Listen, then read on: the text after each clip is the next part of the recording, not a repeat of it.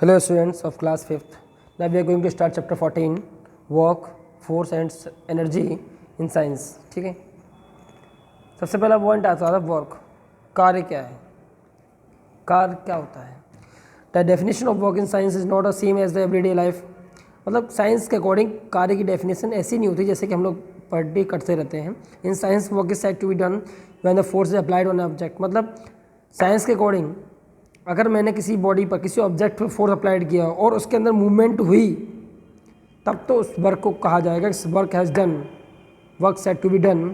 और अगर उसके अंदर मूवमेंट नहीं होती है तो नहीं, तो उसका काम नहीं हुआ है. एग्जाम्पल, जैसे हमने कि किसी टेबल को धक्का लगाया, ठीक है, यानी force on applied on table और टेबल के अंदर मूवमेंट होती है, टेबल खिसक के दूसरी जगह पहुंच जाती है, तब तो वर्क इज डन. अदरवाइज मैंने खूब ताकत लगाई फॉर दीवार, मान ली दीवार है, ये दीवार पे हमने खूब सारी ताकत लगाई लेकिन दीवार अपनी जगह से नहीं हिली. इसका मतलब क्या हुआ, आपने फोर्स अप्लाइड किया लेकिन डिस्प्लेसमेंट हुआ नहीं हुआ, दीवार अपनी जगह से खिसकी नहीं खिसकी. जब नहीं खिसकी इसका मतलब क्या हुआ, work is not done, work नहीं हुआ, वर्क नहीं हुआ. इसलिए when we apply a force on a object and object get a displacement, applied force की वजह से उसके अंदर डिस्प्लेसमेंट आ जाता है, that is called the work done. Force क्या होता है, अब फोर्स की ए पुश और pull has to be applied on a move to move on object. मतलब किसी ऑब्जेक्ट को मूव करने के लिए, उसके अंदर मूवमेंट लाने के लिए जो उस पर धक्का लगाया जाता है, उस पर कभी तक खींचा जाता है, pull or push, that is called the force. The pull or push applied on the object is called the force. The work is done only by application of force. Work कभी होता है जब हमारे फोर्स का application होता है, मतलब force applied होता है तभी. It can be either in the form of push और पुल, या तो वो खींचा जाता है या फिर धक्का लगाया जाता है. If no force is applied no distance will be moved and thus no work will take place. मतलब अगर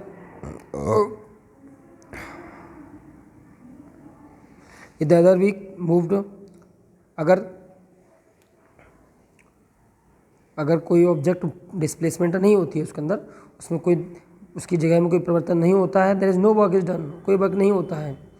the force is extreme urgency can change the tense of the change the position of the body. जब बाहर से किसी बाहर तरीके से किसी पर वो कोई फोर्स अप्लाइड होता है तो आपकी बॉडी में और आपके टेंस में कुछ ना कुछ चेंज हो जाते हैं.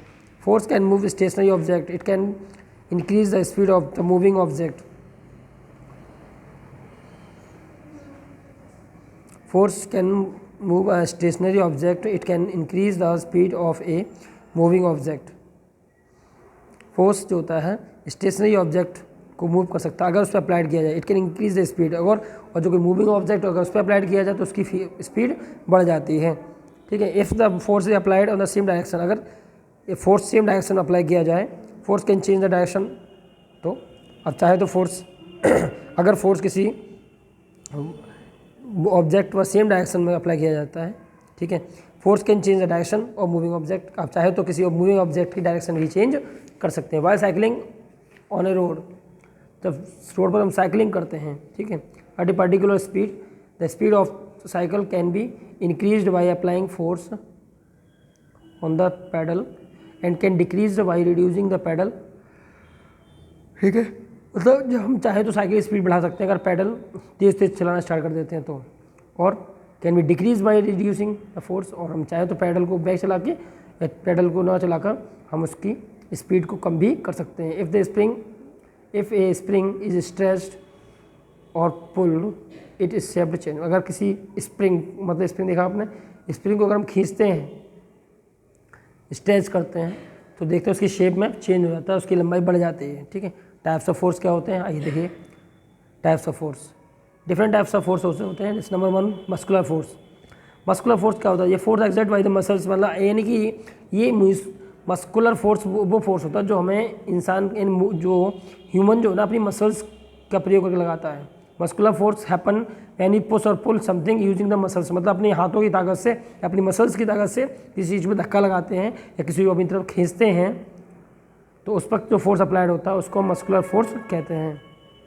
ठीक है, फिर आते हैं मैकेनिकल फोर्स। मैकेनिकल फोर्स क्या होता है? मैकेनिकल फोर्स वो फोर्स होता है, ठीक है, मैकेनिकल फोर्स वो फोर्स होता है जो मशीनों से लिया जाता है, जो फोर्स मशीनों द्वारा अप्लाइड किया जाता है।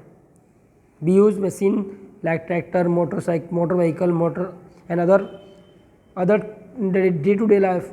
The force exert by the machine is called mechanical force. मतलब ऐसा फोर्स जो कि मशीनों के द्वारा एक्सर्ट होता है उसको हम मैकेनिकल फोर्स कहते हैं।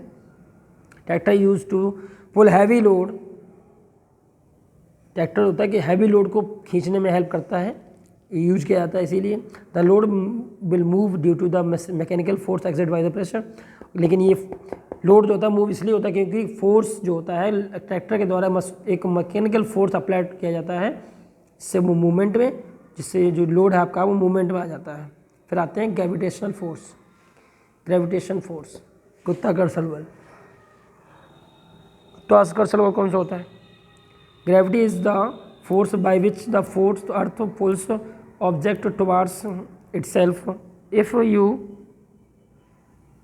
Throw anything in upward direction,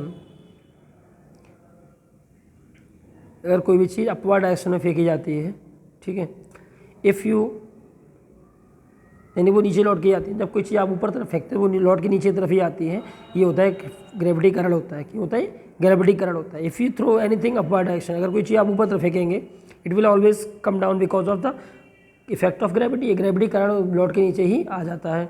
it acts all the time all object, ये सभी समय हर समय काम करता है और हर एक बॉडी पर, हर एक ऑब्जेक्ट पे काम करता है। The force of gravity also exist in the moon but not as strong as on the earth. ये फोर्स ऑफ ग्रेविटी जो होता है मून पर भी काम करता है लेकिन बहुत कम काम करता है अर्थ की अपेक्षा। This is because the moon is much smaller than the earth, क्योंकि मून जो होता है वो अर्थ की अपेक्षा बहुत छोटा है इसलिए। ठीक है स्टूडेंट्स, तो आज इतना ही पढ़ेंगे, यहाँ तक पढ़ के आइए, इसका एक कल पढ़ाते हैं। Okay, have a nice time to you.